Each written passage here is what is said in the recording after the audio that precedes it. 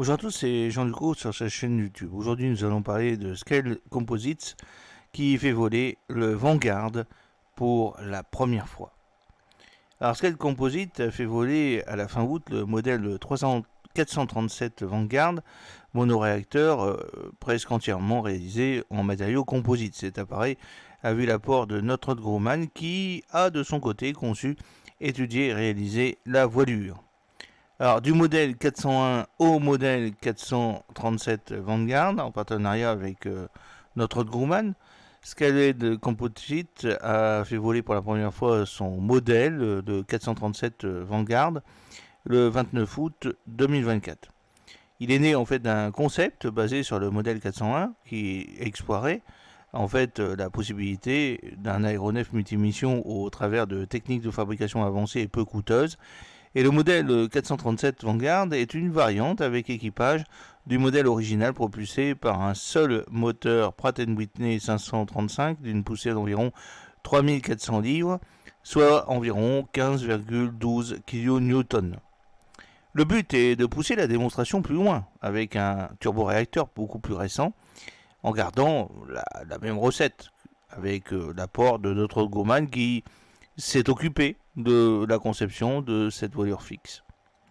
Alors, il a une autonomie de 6 heures, un avion a une envergure de 12,3 mètres, une longueur similaire, puis en fait une masse brute au décollage de 10 000 livres, soit à peu près un peu plus de 4,5 tonnes.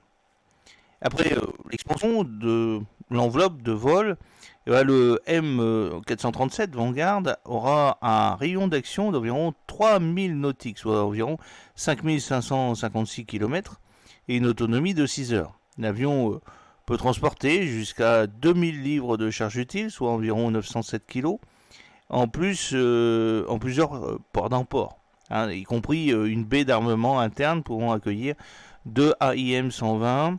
Et Scale Composites a mis à profit sa vaste expérience en matière de conception, de fabrication et d'essais rapides d'avions expérimentaux pour développer le modèle 437 Vanguard.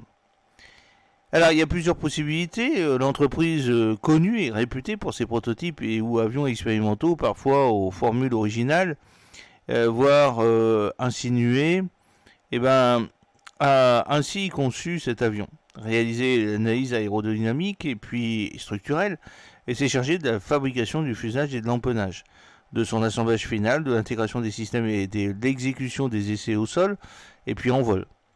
Alors notre Grumman, lui, il a défini, développé, construit et vérifié les assemblages d'ailes amovibles à l'aide d'outils et de processus numériques avancés dans le cadre de son effort Digital Pathfinder. Reste à envisager la suite de cet exercice qui ne se concrétisera peut-être d'ailleurs pas, ou au contraire qui verra potentiellement des débouchés vers d'autres produits, qu'il s'agisse d'ailleurs de construction ou même d'aéronefs au sens large.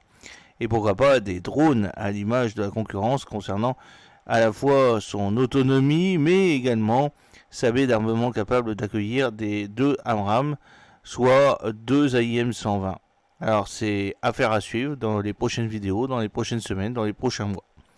Voilà, j'espère que cette petite vidéo vous a plu. N'oubliez pas de cliquer sur le pouce pour la promouvoir, de vous abonner si ce n'est pas encore fait et de partager cette vidéo sur vos réseaux sociaux. A très bientôt, fidèlement, Jean-Luc O.